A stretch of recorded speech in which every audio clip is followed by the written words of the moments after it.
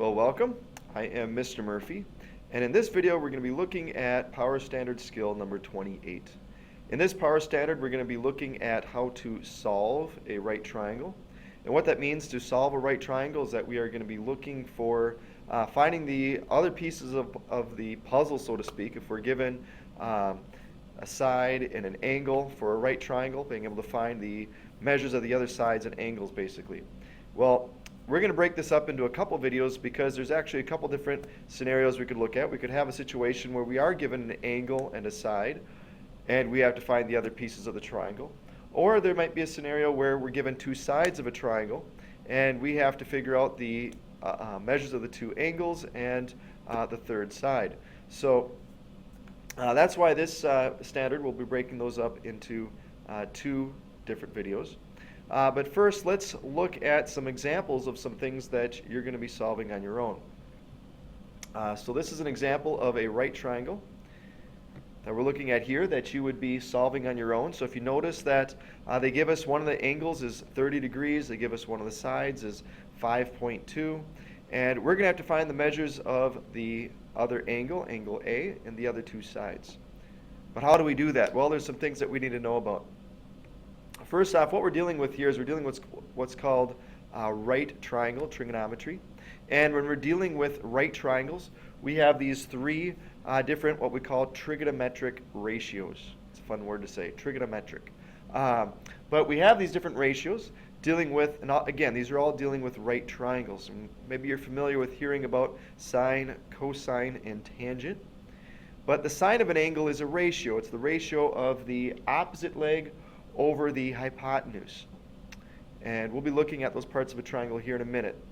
But the cosine of an angle, that's equal to the ratio of the adjacent leg over the hypotenuse.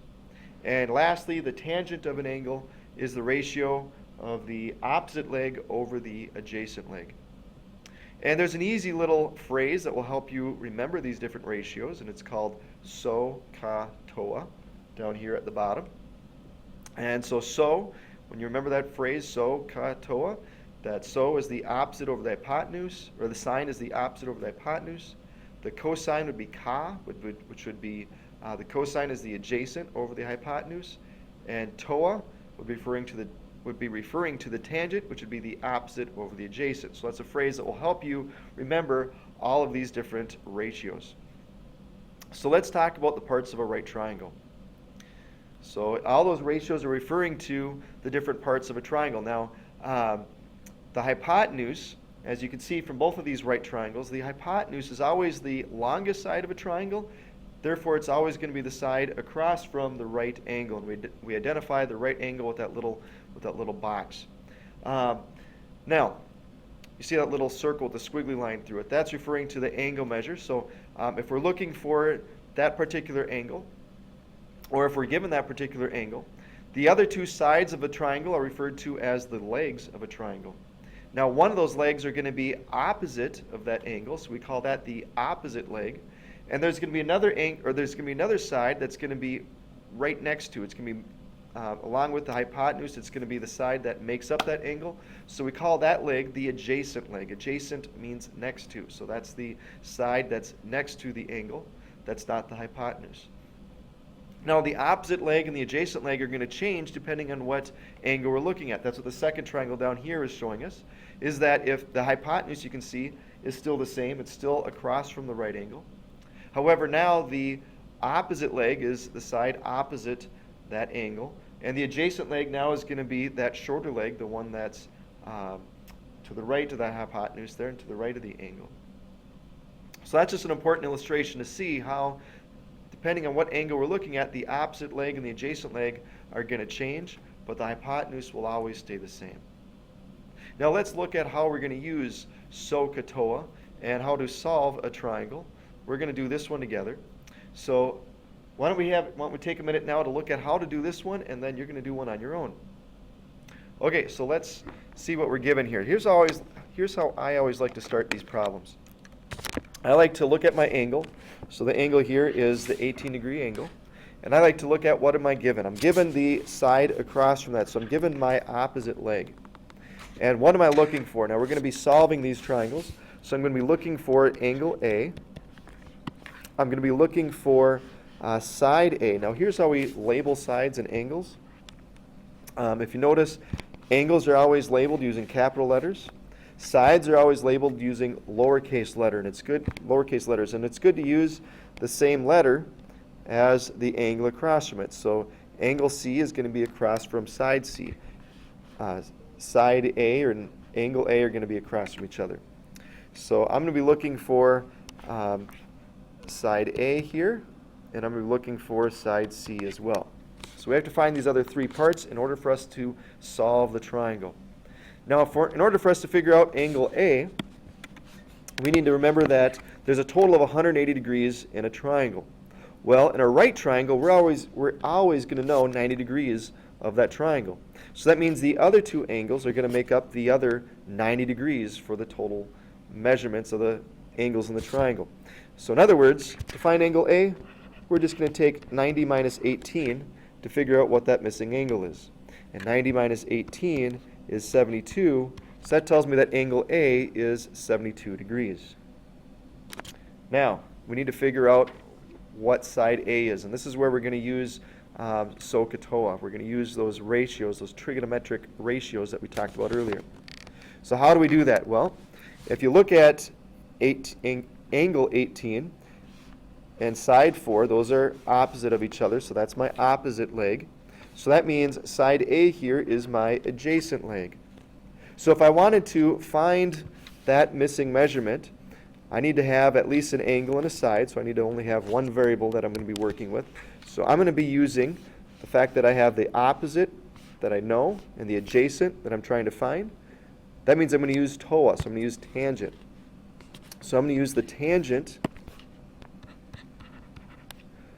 of angle B, so 18 degrees, is equal to the opposite leg, which is 4, divided by the adjacent leg, which is side A. Now, to simplify this, there's a quick way and a long way. I'm going to show you the long way first.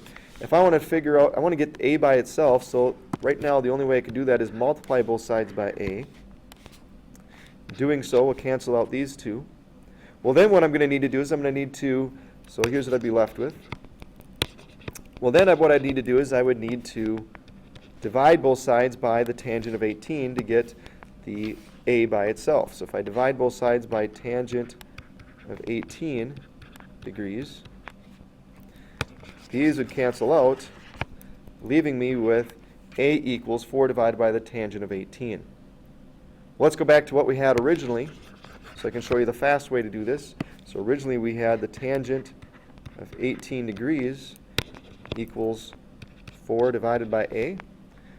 So a fast way to do this, if you remember, my answer was A equals 4 divided by tangent of 18 degrees. So all I would have to do, a fast way to do this, is just swap these two. So to find out what side A is, I'm going to take 4 divided by the tangent of 18 degrees. But the reason why we can do that, remember, is because I'd multiply both sides by A and then divide by tangent of 18. Now, before you go and do this on your calculator, you want to make sure that your calculator is in degree mode. It's really easy if you have a scientific calculator. You just look on your screen and you should see D, E, G somewhere on your screen. If it's in radian mode, you'd see R, A, D. You don't want that. You want to make sure that your calculator is in degree mode. If you have the TI Inspire calculator, if you drag your cursor to the sprocket up here, now Mike won't do that since I'm using an emulator here, but if you were to drag your cursor up to that sprocket, you'd see a little text box that'll pop up that'll tell you whether it's in degree mode or whether it's in radian mode.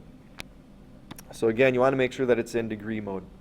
So if I take 4 divided by tangent of 18 in my calculator, we're going to get a decimal, and we're going to round that to the nearest tenth, and we're going to get 12.3 as our answer. So that means side A would be 12.3 units.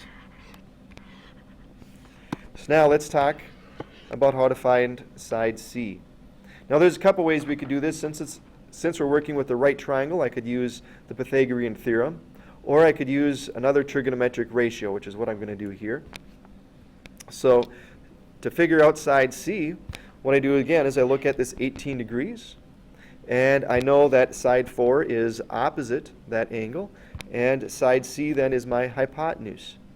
So if I'm trying to find C, and if I'm given that the fact that I'd have the opposite leg and the hypotenuse, that would be so is what I would use, which would be the sine of the angle. So the sine of 18 equals the opposite, which is 4, divided by the hypotenuse, which is side C, which is what I'm trying to find.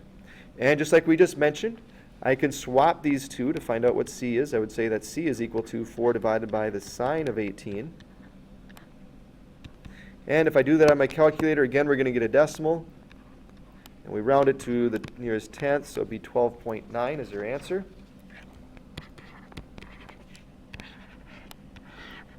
So that's how we get our other leg, the hypotenuse, I should say, is 12.9. Now here's a little note. It's important to remember that the hypotenuse should be the longest leg. So when you're checking your answers, if your hypotenuse ends up being smaller than either of the other two sides, you did something wrong, because the hypotenuse should always be the longest side. Okay, so why don't you guys take a minute now and see if you can't solve this triangle. So pause the video and hit play when you're ready to check your answer. Okay, so let's see what you did. This time again, we're trying to find angle A. Side A would be across from it. Side C would be the hypotenuse. So we're going to be looking for side A, and then we'll be looking for side C. Again, angle A is going to be relatively easy because, again, there's these two angles are going to make up a total of 90 degrees. So if I take 90 minus 30, I get 60 degrees would be my measure for angle A. To find out the measurement of side A, I'm going to use the fact that the 30 degrees and the 5.2 would be opposite that angle. And that means side A would be adjacent to the 30 degree angle. So I'm going to use the tangent of 30, which is going to equal the opposite, which is 5.2, over my adjacent leg, which is side A. So to figure out what A is, we swap those two, so it's going to be 5.2 divided by the tangent of 30, which, if you round that to the nearest tenth, you get, actually, 9 is your answer. So that's how we get that answer of 9. And to figure out how to get C, what we're going to do is we're going to take, just like before, C is our hypotenuse. And it relates, and so again, we can use the opposite and the hypotenuse, so it's going to be the sine of that 30 degree angle equals the opposite, which is 5.2, divided by your hypotenuse, which is side C. Again, we can just swap those. We get C equals 5.2 divided by the sine of 30, and you get your answer, which is approximately 10.4. And so we have solved our right triangle there. Well, there you have it. That is how we solve a right triangle when we're given a side and an angle. So hopefully you feel like you've mastered this part of skill number 28 and can work on some of these problems on your own. Otherwise, make sure to watch the next video so you can see how to solve a right triangle if we're given two sides of the triangle. So with that, good luck.